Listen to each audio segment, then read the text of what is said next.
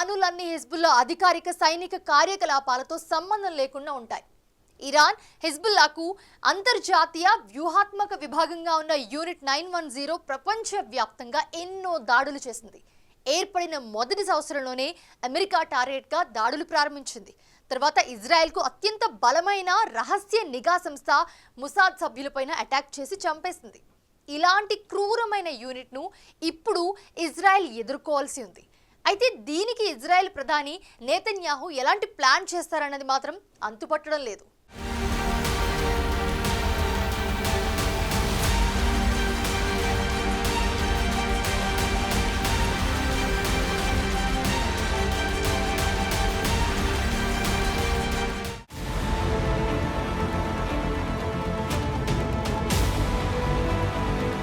Hezbollah external security organisation గా ఉన్న unit 910కి ఉన్న మరో పేరు ఇస్లామిక్ జిహాద్ ఆర్గనైజేషన్. ఇది ప్రపంచ వ్యాప్తంగా ఉన్న తన సీక్రెట్ సెల్స్ తో ఇప్పటికే ఎన్నో నేరాలకు పాల్పడింది. లెబనాన్ వెలుపల ఉగ్రవాద దాడులను ప్లాన్ చేయడం, సమన్వయం చేయడం, అమలు చేయడంలో ఈ యూనిట్ కీలకంగా పనిచేస్తుంది. ఇప్పటి వరకు యూనిట్ 910 చేసిన దాడుల్లో ప్రపంచ వ్యాప్తంగా ఇజ్రాయెల్, యూద్ సంస్థలపై చేసిన 3 ప్రధాన దాడులు చాలా సంచలనంగా అయ్యాయి. వీటిలో అర్జెంటీనాలోనే 2 సంఘటనలున్నాయి. 1992లో అర్జెంటీనాలోని ఇజ్రాయెల్ రాయబార కార్యాలయంపై బాంబు దాడి. ఓ ట్రక్కులో మందుగుండు సామాగ్రి నింపి చేసిన ఈ దాడిలో 29 మంది చనిపోగా 250 మంది గాయపడ్డారు. అలాగే Argentina mutual Israel association Jewish community center భవనంపై అలాంటి దాడినే చేశారు. ఇక్కడ 95 మంది ప్రాణాలు కోల్పోగా 300 మంది గాయపడ్డారు. హిజ్బుల్లా కమాండర్ అబ్బాస్ ముసావి హత్య తర్వాత ఈ 2 ప్రతీకార దాడులు జరిగాయి.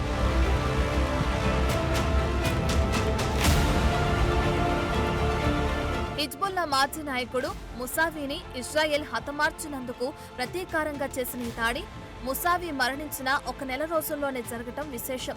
ఫిబ్రవరి 16, 1992న ముసావి హత్య జరిగితే అర్జెంటీనాలోని రాయబార కార్యాలయంపై ప్రతీకార దాడి మార్చి 17, 1992న జరిగింది.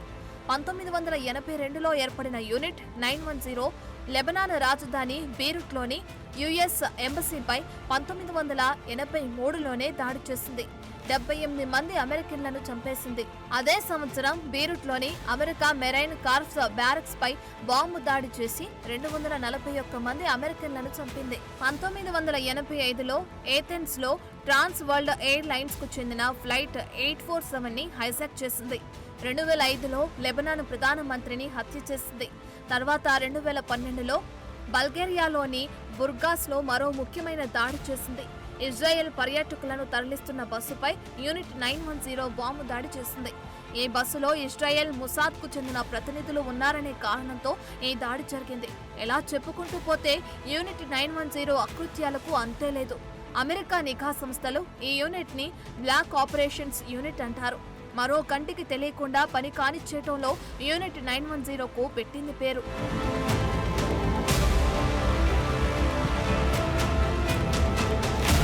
ఇలాంటి క్రూరమైన యూనిట్ 910ను ఎదుర్కొనడానికి ఇజ్రాయెల్తో పాటు పాశ్చాత్య దేశాలు కూడా సిద్ధపడాల్సి ఉంది. అయితే హమాస్ పై యుద్ధం ప్రకటించినప్పటి నుంచి ఇజ్రాయెల్ ప్రధాని నెతన్యాహు వ్యవహార శైలిలో అనూహ్యమైన మార్పులు కనిపిస్తూ వచ్చాయి. మొదట అమెరికా అండర్లో చేస్తున్న యుద్ధాన్ని పూర్తిగా తన చేతుల్లోకి తీసేసుకున్నాడు. ఇటీవలి కాలంలో ఇజ్రాయెల్ ప్రధాన మిత్ర దేశాలైన అమెరికా, ఫ్రాన్స్ సూచించిన 21 రోజుల కాల్పుల విరమణ ప్రతిపాదనపై చర్చించేందుకు ప్రధాని బెంజమిన్ నెతన్యాహు సిద్ధపడ్డారని చాలా మంది అనుకున్నారు.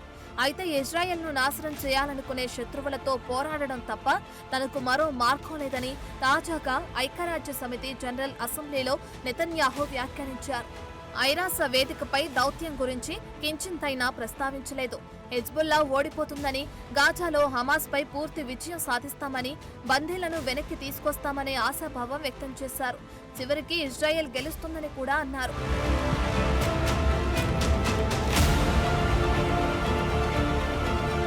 ఐరాస వేదికపై నెతన్యాహు ప్రసంగం తర్వాత బీరుట్లో చేసిన భారీ దాడిలో హిజ్బుల్లా అధినాయకుడు నస్రల్లాను హతమార్చిన తర్వాత కాల్పుల విరమణ గురించి ఇజ్రాయెల్ ఆలోచించడం లేదన్న విషయం స్పష్టమైంది.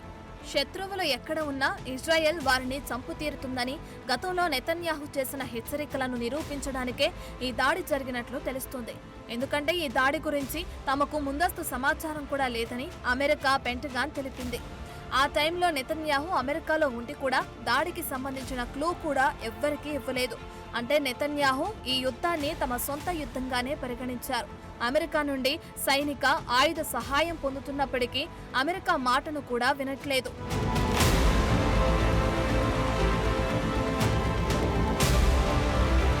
నెలల తరబడి అమెరికా చేస్తున్న చర్చల ప్రయత్నాలను మాత్రం అమెరికా విదేశాంగ మంత్రి ఆంటోనీ బ్లింకెన్ సమర్థించుకుంటున్నారు. ఇప్పటికీ చర్చలకు ఇంకా అవకాశం ఉందంటున్నారు. అయితే తాజా పరిస్థితులు చూస్తే అలాంటి అవకాశం ఉన్నట్లు అనిపించట్లేదు. ఈ విషయంలో అమెరికా ముందున్న ఆప్షన్లు కూడా పరిమితంగానే కనిపిస్తున్నాయి. ఎందుకంటే ఇప్పటికే అమెరికా హిజ్బుల్లా, హమాస్లను విదేశీ ఉగ్రవాద సంస్థలుగా గుర్తించింది. కాబట్టి వారిని ఏకిపారేస్తున్న ఇజ్రాయెల్ను చట్టబద్ధంగా ఆపలేని పరిస్థితి. అందులోనూ త్వరలో అమెరికాలో అధ్యక్ష ఎన్నికలు జరగబోతున్నాయి. ఈ సమయంలో ఇజ్రాయెల్పై అమెరికా ఒత్తిడి చేసే అవకాశం కూడా తక్కువే. నిజానికి 2023 అక్టోబర్లో ఇజ్రాయెల్పై హమాస్ దాడుల తర్వాత హమాస్తో పాటు ఒకేసారి లెబనాన్లోని హిజ్బుల్లాపై కూడా ఇజ్రాయెల్ దాడి చేయాలని భావించింది. అయితే అమెరికా దీన్ని వ్యతిరేకించింది, వద్దని ఒప్పించింది. అలా దాడి చేస్తే మరిన్ని సమస్యలొస్తాయని హెచ్చరించింది. అయితే ఇప్పుడు మాత్రం నెతన్యాహుని ఆపలేని వాతావరణం నెలకొంది.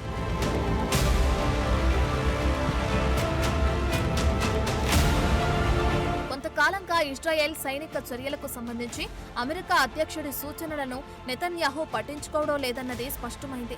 అమెరికా అందించిన యుద్ధ విమానాలు, బాంబులను బీరుట్లో హిజ్బుల్లాపై దాడి చేయాలని ఇజ్రాయెల్ వాడిన తర్వాత కూడా అమెరికా ప్రేక్షక పాత్ర పోషించింది. యుద్ధంలో ఇజ్రాయెల్ రూటు మార్చి స్వతంత్ర పాలస్తీనా రాజ్యాన్ని సృష్టించడానికి అమెరికా వేసిన ప్రణాళికను నెతన్యాహు ఏమాత్రం పట్టించుకోలేదు. అయితే ఇప్పుడు అమెరికా చేతుల్లో ఏమీ లేదు. ఇక ప్రస్తుతం ఇజ్రాయెల్ ముందున్న టాస్క్ హిజ్బుల్లా తీసుకునే ప్రతీకార చర్యలను అడ్డుకోవాలి. అయితే హిజ్బుల్లా ఇజ్రాయెల్పై బలమైన క్షిపణి దాడులు ప్రారంభిస్తుందా లేదా అన్నది ఇంకా తేలలేదు. ఒకవేళ కేవలం యూనిట్ 910ను రంగంలోకి దింపి తమ దగ్గర మిగిలి ఉన్న రాకెట్లు, క్షిపణులను ఉపయోగించకపోతే తర్వాత అవి ఇజ్రాయెల్ దాడుల్లో కోల్పోయే ప్రమాదం ఉంది. కనుక ఇరాన్ సహకారంతో హిజ్బుల్లా క్షిపణి దాడులతో పాటు యూనిట్ 910 కార్యకలాపాలను కొనసాగించే అవకాశం ఉంది. మరోవైపు ఇజ్రాయెల్ లెబనాన్లో గ్రౌండ్ ఆపరేషన్ చేయడానికి సిద్ధపడుతుంది. కానీ యూనిట్ 910ను ఎలా ఎదుర్కొంటుంది?